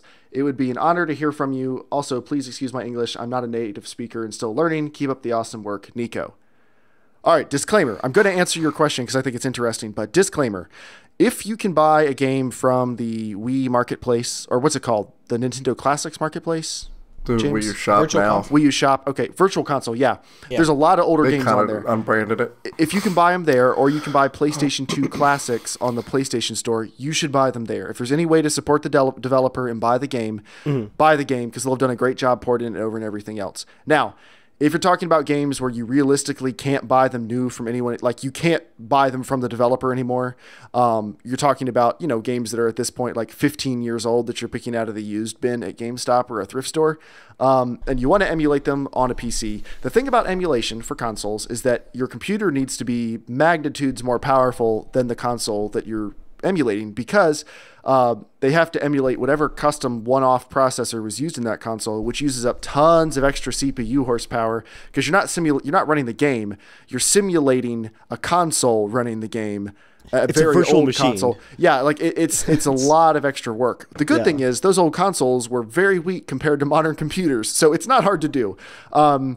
You buy any computer, like your best bet's probably a laptop because it'll fit in your home theater setup, whatever you have. Any laptop with an HDMI out, you can get a USB splitter to plug 4 controllers in, and you can even get a Bluetooth dongle and run 4 Wiimotes off of a Dolphin emulator. But anything with a Core 2 Duo or better. Are you laughing at dongle, Joel? What are you laughing at? Oh my god! I wasn't gonna say anything because it's so stupid, but I was hate that too, word. but you can't It's a little Bluetooth nub. I don't know. What do you want to call it? That's not much better. My video class, we had a dongle to run Avid on PCs. And I remember those. Like, those hey Joel, suck. you got your dongle? It was just like the dumbest thing to say. Like, yeah, I got my dongle.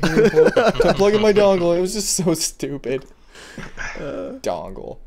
All right. Sorry. So anyway, any cheap Core 2 Duo or better laptop, like a Core i3, some sort of Phenom thing, it'll be able to emulate these games fine. That will be fast enough to do it.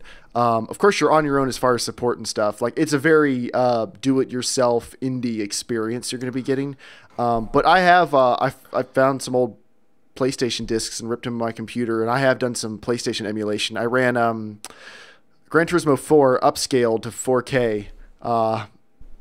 The textures were still horrible, but you know, the models look decent. But you can do that. So any Core 2 Duo laptop or something, just see what you can find used or on sale. You can probably find something for like $200.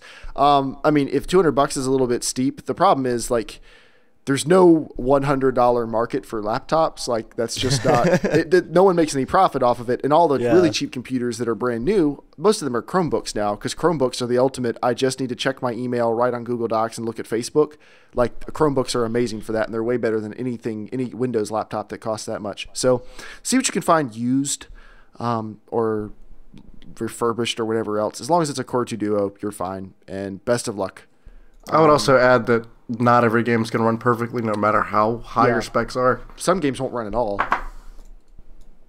But yeah, it's very much a discover it as you go along thing. And if you encounter a N64 or GameCube in a pawn shop for like $15, buy it. Like, it'll make your life a lot easier. But but if you want to emulate it, go for it. So our next segment is what have you... Oh, real quick before we finish that up. Thank you guys for sending in all this mail. Some weeks we have a little bit of mail. Some weeks, like this week, we have a lot of mail. So thank you to everyone who sent it in. And you can write into casualshenanigans@gmail.com with any more mail. We're really quickly going to talk about what have we all been playing this week. That's a relatively newish segment of the podcast. It's a novel idea, talking about games we play on a PC gaming podcast. But yeah, Dave, would you like to kick us off here? What have you been playing the past week? Yeah, this one I wanted to share with Joel because I played some Stalker Lost Alpha again today, doing some recording. And as I closed the game out, wait. Were you playing the game and just recording with it, or were you playing the game to record? Yes. I'm doing a playthrough. Like, I've been working on it since May, so I hadn't I was played just wondering in a if you month. were actually just like enjoying playing and just like a recording was a plus, or did you go to play to record? I mean, I enjoyed playing, but I thought that I should play because I hadn't uploaded an episode in like over a month now. Okay. But yeah, then I really got into it, and the reason I thought of you was I played for like 2 hours and 20 minutes, and then was taking a quick look through all my recorded footage. I thought to myself, Joel will be really angry watching me this because after playing for 2 hours and 20 minutes, I've got about 50 minutes of usable footage because the amount of time I spent looting, selling loot, moving loot, trading loot, and organizing loot. Dude, I have to cut like an hour and 15 minutes of footage out of the 2 hours. I'm like your gaming Geppetto, like on there, like, hey, stop looting. Dave, if they make an Android app, you're screwed, man. If they ever make an Android app for loot inventory stuff. Yeah, dude, James, I said the same thing to Dave. I said, what if DayZ has just a loot inventory management for your iPhone? So anywhere you are, you can just log into your loot and just kind of organize it, rotate the 3D objects. That'd be worse for like Skyrim for Dave, where you could like sell stuff in shops. It's like the crack app. Yeah, and also last night I played some DayZ, and although it was a bit crashy, there's a hotfix coming out in the next few days. I found my first player camp in DayZ standalone, which was we really took exciting. from them everything. Jeremiah, both you and James made some pretty hilarious noises when I dropped you off at the tents. Like, there was a lot of just like squeaking and Someone did a really awesome job painting their AK green, and I have it now in all of its ammunition. So that's me for this week, basically. Oh, and tons of Shadows of Mordor. That game is fantastic. James, what are you playing? I played DayZ last night, obviously, and played a little bit of Wind Waker. Oh, this On, Wii U? Yeah, the Wii U version. Dude, isn't it gorgeous? Yeah, it's really good. It's a gorgeous I mean, game. obviously it's pretty outdated, but it looks really good. It's nice and clean. For being kind of cell shaded, that's another one I emulated. I was running that at also 4K. It looks like pretty good. I didn't get into it. I don't like it, but it ran really well. If I liked Zelda, I think I'd like it a lot. Greedo, what have you been playing lately?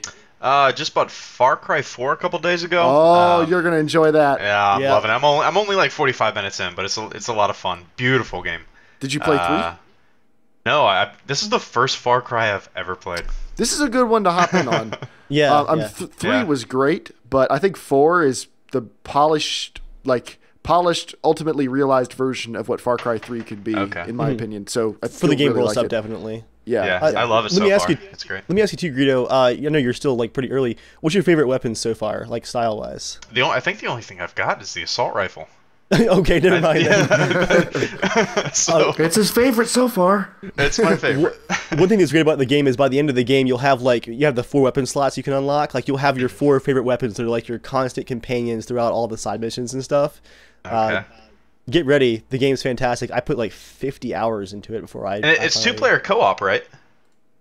Yeah, now the co-op is a lot of fun, but it's really desyncy and glitchy. Like, really bad. Oh, that sucks. It's rough. It's really rough. But it's worth a try, even if it's glitchy, because it's like me and Joel played it for a while, and we were laughing the whole time, even with the glitches. Like, it's just so much over the top fun. Yeah, nice. Joel, what are you playing? My Dark wife loves me. Souls. She's playing Dark Souls with me. She's playing Dark Souls, Dark Souls 2 on with boot me. camp on her MacBook Air, which is pretty cool. Yeah. That game will run on anything. Like, I want to dig out I want to buy old computers on Craigslist just to see how well Dark Souls Find can like the TI calculators. Dude, mod on your little nerdy keyboard Casio Casio watch. I can play it on my fridge.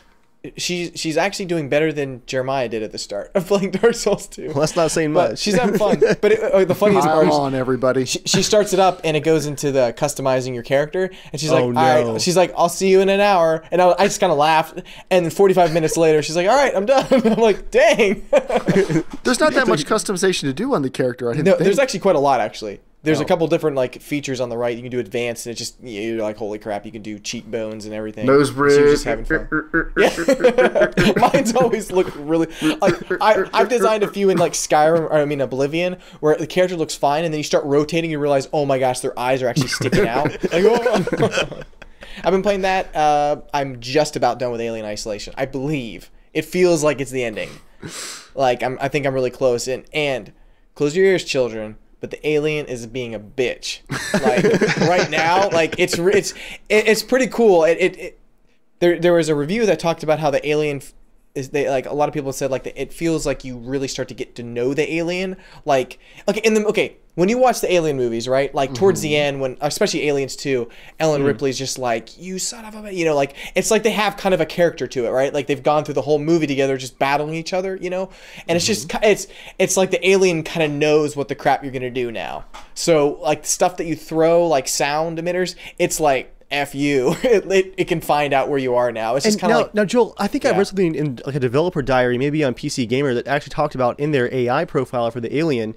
They actually have it where it'll learn your styles. So if you like the noisemakers a lot, it'll start to learn as you use them more and more, and it'll be less and less effective. It'll start to like anticipate that. The sucky part though right now is for some of them I've used the flamethrower. Like I'll wait for the alien to come shoot the flamethrower at his face. It'll get scream, then it'll run away, right? And then I'll just run like mad to the next save place, because as soon as you start running, it's gonna pop down again and get you. But now. I walked up, I went with a flamethrower. It was just like, it stopped for a second. I was like, okay, chucked a Molotov at it. It just sits there, and then it's just like, jump. It's like, it was not even scared. I was like, dang it. He's like, this is not going to hurt me. So, I love it. It's fun. Would you say you probably, for a survival horror game, is that the longest one you've ever played?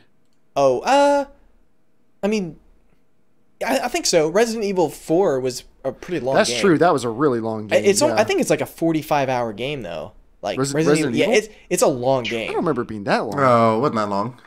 It was a good 20, 25. How long is Resident Evil?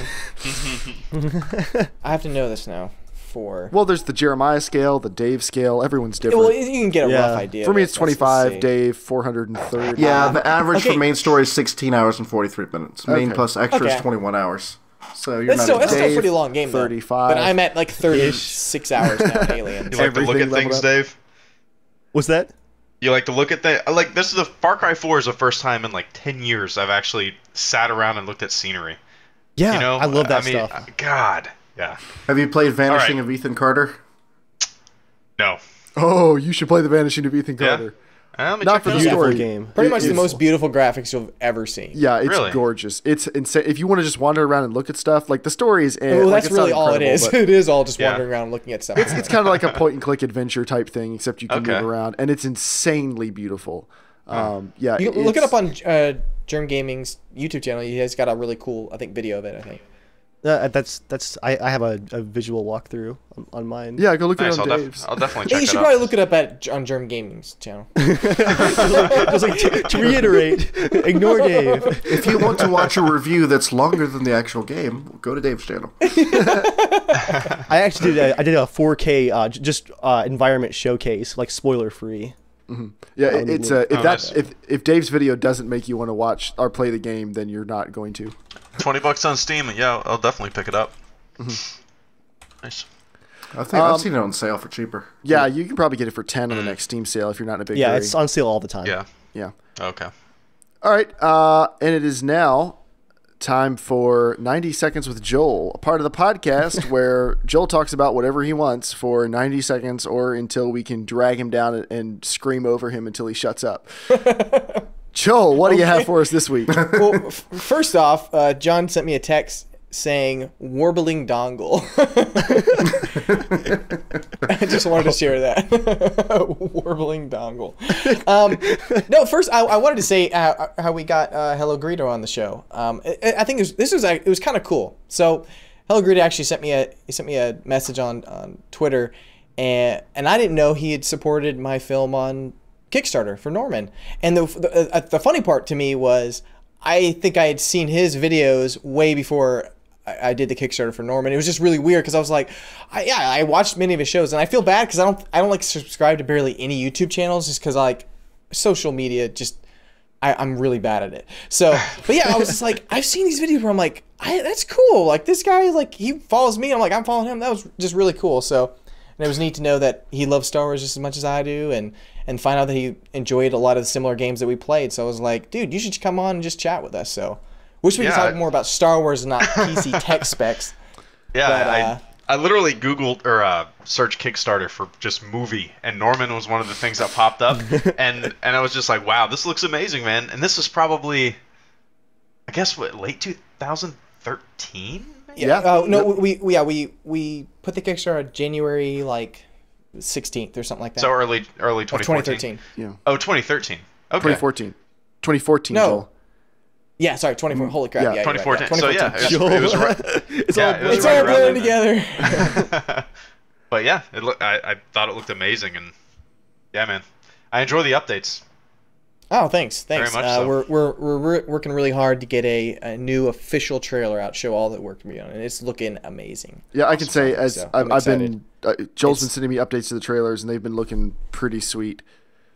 It's getting to the point now where like I'm no longer embarrassed by it, so I'm pretty excited by that. Well, we took Jeremiah's part out of the movie so that it evened everyone out because everyone looked really short. I didn't want to scare compared everybody. to his Right, character. We had to do some weird camera trickery to get him into the frame with everyone else. He was standing back like, Like we had to dig a hole in the ground to shoot up.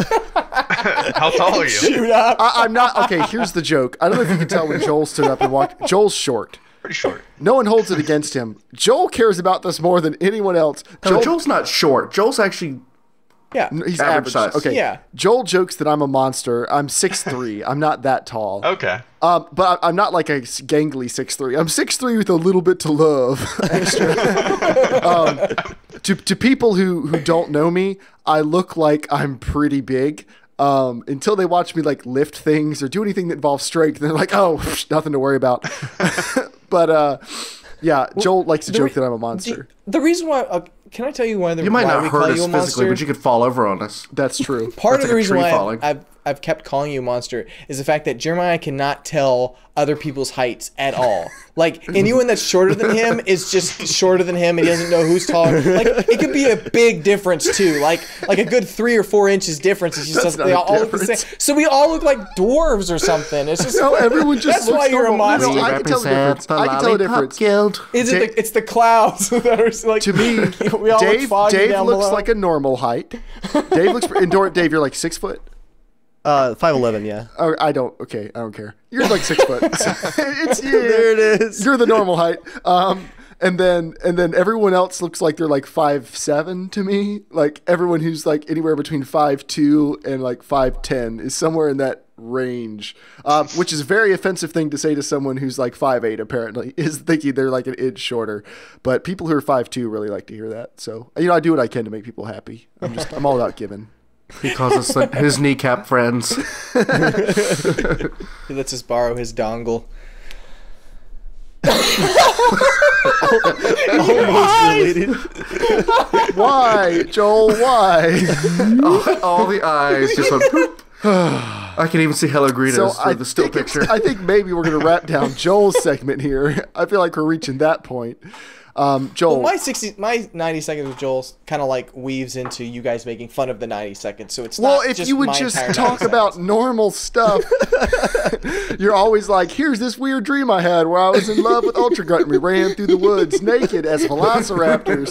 And then Gaben came out of the sky and said, Bloodborne's going to be amazing. You can play it right now. And then my wife woke me up and she said, I'm really scared, Joel. Why do you keep whispering, Bloodborne, I love you? In your sleep. And you're like, I can't, honey, I can't right now. phone. I just went downstairs and charged all my electronic devices. Anyway, I want to talk to you guys about why Apple is so much better. I think it's mostly because the potato masher only has 4 gigs of memory. And it's okay right now, but it's not going to be good. And like it's usually 20 straight minutes of that. And I'm just like, I don't know anymore. Well, that came from a place of deep hurt, I think. But Joel, you're one of my best friends, and I love you. I love you too. Oh, I can't breathe. I'm holding my emotions. I'm holding my emotions in my hand right now. So what's Joel's nugget of wisdom? A part of the podcast, Joel is determined to make stick. No one asked for it. Here it is. Nuggets of wisdom with Joel. Be polite, people. All right. I was at a store. I was at a store the other day, and nice try, Jeremiah. Do you remember the days when people would hold doors open for people, like they would hold it for a second? Yeah, still do. I do. Okay. And I'm sitting it's all there. those other people. There's this person holding the door. I like walking up. He just like looks at me, just shuts it, and goes in. And I was like, I wanted to laugh because I thought it was funny, but then I was like, dude, man, people are really rude lately. So I was just like, are we moving away from just you can't even hold a door open? Like, oh my God, I can't even hold this door open for someone. It's like 5 feet away. And then when I like when people walk up, they're like, oh, dude, thanks for holding the door open. Like it's like that hard of a thing. It's like, dude, hold the door open. Be polite. All right. Thank you, Joel. You're welcome. All right. Dave, do you have a comment of the week this week? Nope, no comments of the week. Okay, cool. Well, that's all right. This is only a 2-hour podcast, so we're wrapped down at some point. I think we're good. Greedo, I don't know if Joel told you how long the podcast normally is, but I'm sorry if we kept you longer than you were planning. Not at all. I actually listened to like 3 episodes today at work, so. Oh, sweet. Cool. That's what I was getting into. Yeah. A lot of tech stuff that is way over my head. I think I'm a lot like Joel, where I just ask my buddies what I need to buy, and that's what I get. There you go. We're the buddies. We've become the buddies for a couple hundred people online. That's what it's turning into. It sounds like it, yeah. But, I mean, hey, anything we can do to help. We love, Dave and I love talking about computer specs, so... if anyone actually, okay, I'm going to crowdfund some suggestions. If anyone has any realistic suggestions on what I can do to get the maximum graphics horsepower for The Witcher 3, here's my situation. I'm running an AMD R9 290. Epic card, really awesome for the money, can't be beat. It is also a small space heater. Even in the winter, it gets uncomfortably warm, and it uses tremendous amounts of power, and it's loud enough I can hear it over my headphones sometimes. So getting 2 of those and running Crossfire is not going to happen. So let's say for $700, like that's the maximum I would spend after like selling my card and a few other things to like fund it. Let's say if you could spend $700, what's the maximum graphics horsepower upgrade you can get? Keep in mind I have a 650 watt power supply, so if it's anything over that, I'm gonna have to up my power supply too, and that has to be factored in the budget. I don't know what I'm gonna do. I want to do something, and I'm curious to hear everyone else's suggestions because I've thought about it many times, and I honestly don't know what I want to do at this point. If the 970 didn't suck so bad at high graphics memory settings, I'd grab a pair of those because I'm playing at 4K. Angry. So 4K. That was my plan. That was my plan in video. I hate you so much. Yeah, I want people to like send me links. I don't even want suggestions. I want links. But that's been the podcast this week. Greedo, thank you so much for coming on. Oh, absolutely. Thanks for having me, guys. Here's the deal we do. With everyone who comes on, and anyone's listening who's been on the podcast before, hopefully I remembered to tell you this and didn't forget. But the way it works is once you've been on the podcast, you now have a standing invitation for any point in the future. You let us know. We would love to have you back on. And we are definitely going to do that when we get more Battlefront news. Yeah. You're going to be we're going to be our Star Wars lore expert. checker. Lore checker. Okay. Lore checker. You're going to be our expert. Our what's it called? Lore checker. No, not lore Aficionado? checker. Aficionado. No, I'm thinking like as a reporter. Expert? Yeah, I don't know. You're going to be our Star Wars expert. We can't give Joel any more responsibilities. Joel gets no more sections on the podcast just for himself. He'll just be like, nugget of wisdom this week. So Bloodborne's coming out. I'm adding more and more bits the more and more tech we talk about. So the less tech we talk. The less tech we talk? The less... Tick-tock. Sorry, Greedo. I think you were going to say something. Oh, no. I can't even remember what I was going to say. That's fine. That's half of what We're used to that too. Yeah. But thank you very much for coming on. I'm going to post all your social media links in the description of the podcast. But for people who just listen to the audio version, how can they find you? Just go to youtube.com/HelloGreedo. If you just Google HelloGreedo, everything's right there. So HelloGreedo.com. Stormtrooper helmet guy. Yeah, he's got a website, he has Twitter, he has YouTube. I'm going to link all of it in the chat so you guys can go check, or not chat, in the description so you guys can all check it out. What interesting Star Wars stuff is coming up this year on your channel as it is the year of Star Wars again? There is a series that everybody likes that I do. It's called Inside Star Wars. I've done The Phantom Menace, and I've done Attack of the Clones. And everybody's waiting for Revenge of the Sith, and I green screen myself into the movies and kind of make fun of them. So you guys might get a kick out of it. Oh, I want to watch those down. That sounds great. and Oscar Elbows in chat, correspondent. You're our senior Star Wars correspondent. There we go. Nice. Right. But yeah, you guys can write into the show, casualshenanigans@gmail.com, with your graphics card selections and recommendations for me. And I'll accept off-the-wall suggestions. Like, I'm considering anything at this point. Yes, Joel? I was just, it's a good thing to remind her. I thought of it just the other day is, our show is generally every Thursday at 8 o'clock. So I don't know. I don't think we ever say that for new people. We don't normally say it live. If you guys want to watch live on Twitch, the chat is always a really fun place. For any of you guys who just listen to the audio version, chat's a lot of fun if you're available at 8 p.m. Eastern Standard Time. Yeah, we love interacting with you. Yeah.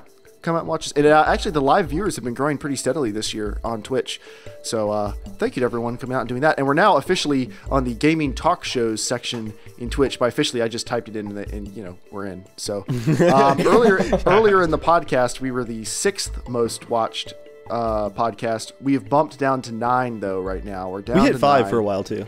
Oh, we were at 5. Okay, cool. So yeah, we're just really moving up there in the popularity. There's not many podcasts on Twitch, but yeah. At least this time you don't have angry viewers in the chat being like, "This isn't DayZ. When is he gonna play DayZ?" Because you're broadcasting under the DayZ channel. Sorry. To watch someone play DayZ live. Tweet at thousands of people. Joel, you realize where literally. the popularity of the game came from in 2012, right? I know. What is happening to people? All right. I just got a hankering to watch someone run for hours. Tweet at Casual Shenanigans, at Germ Gaming, at Evil Viking, at HelloGreedo. Right into the show, casualshenanigans@gmail.com with your graphics card selections, and I will read them on air. And with that, everybody, thank you for coming out. Thank you to all the hosts. Thank you, Greedo. And all the rest of you guys should stay casual.